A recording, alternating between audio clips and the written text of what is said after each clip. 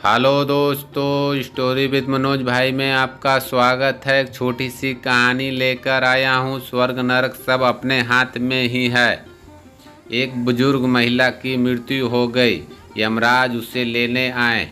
महिला ने यमराज से पूछा, आप मुझे स्वर्ग ले जाएंगे या नरक?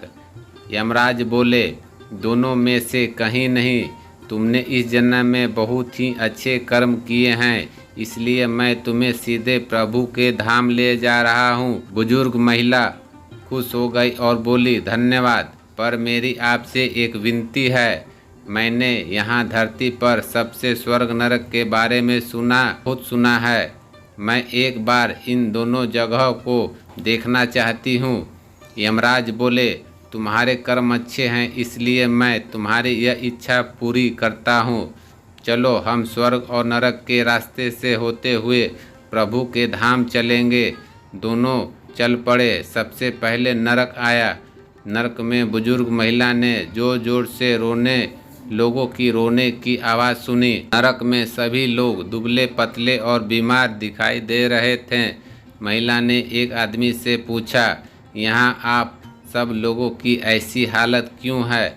आदमी बोला, तो और कैसी हालत होगी? मरने के बाद जब से यहाँ आए हैं, हमने एक दिन भी खाना नहीं खाया।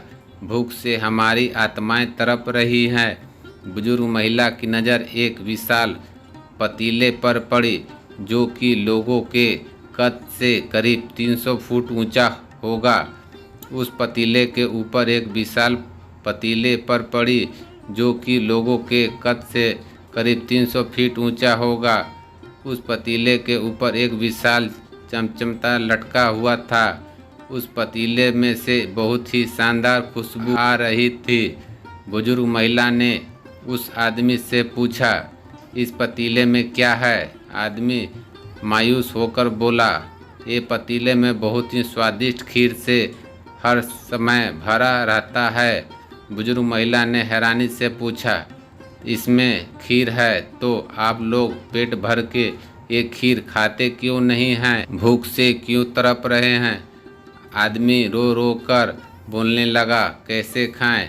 ये पतीला 300 फीट ऊंचा है। हम में से कोई भी उस पतीले तक नहीं पहुंच पाता। बुजुर्ग महिला को उस पर तरस आ गया।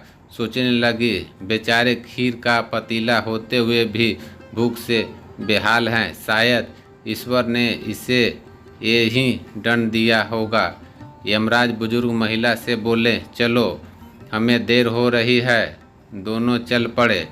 कुछ दूर चलने पर स्वर्ग नरक आया। वहाँ पर बुजुर्ग महिला को सबसे हंसने खिलखिलाने की आवाज़ सुनाई दी। सब लोग बहुत खुश दिखाई दे रहे थे। उनको खुश देखकर बुजुर्ग महिला भी बहुत खुश हो गई।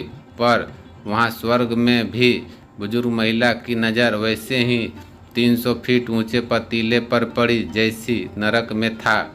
उसके ऊपर भी वैसा ही चमचमाता लटका हुआ था।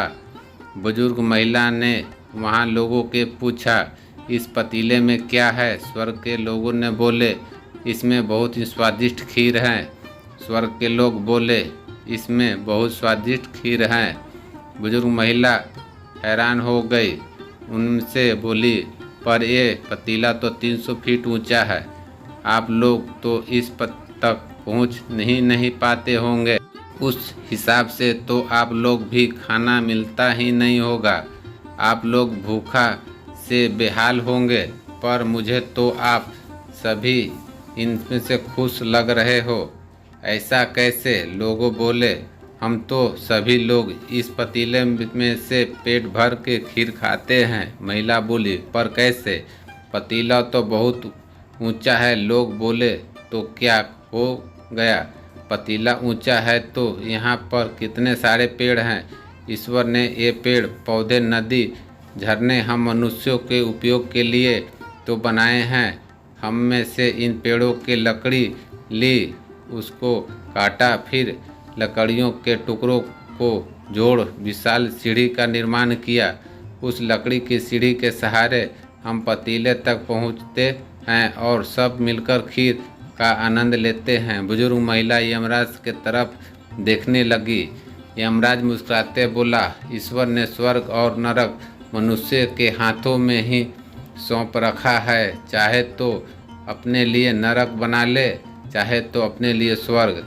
ईश्वर ने सब को एक समान हालातों में डाला है। उसके लिए हमें सभी बच्चे के एक समान, वे किसी के भेदभाव नहीं करते। वहाँ नरक में भी पेड़ पौधे सब थे, पर वे लोग खुद ही आलसी हैं। उन्हें खीर हाथ में चाहिए तो कोई कर्म नहीं करना चाहते, कोई मेहनत नहीं करना चाहता, इसलिए सब भूख से बेहाल हैं। यही तो ईश्वर की मनाई इस दुनिया का नियम है। जो कर्म करेगा, मेहनत करेगा, उसी ही को मीठा फल खाने को मिलेगा। अर्थात स्वर्ग एवं नरक आपके हाथ में ही है। मेहनत करें, अच्छे कर्म करें और अपने जीवन का स्वर्ग बनाएं।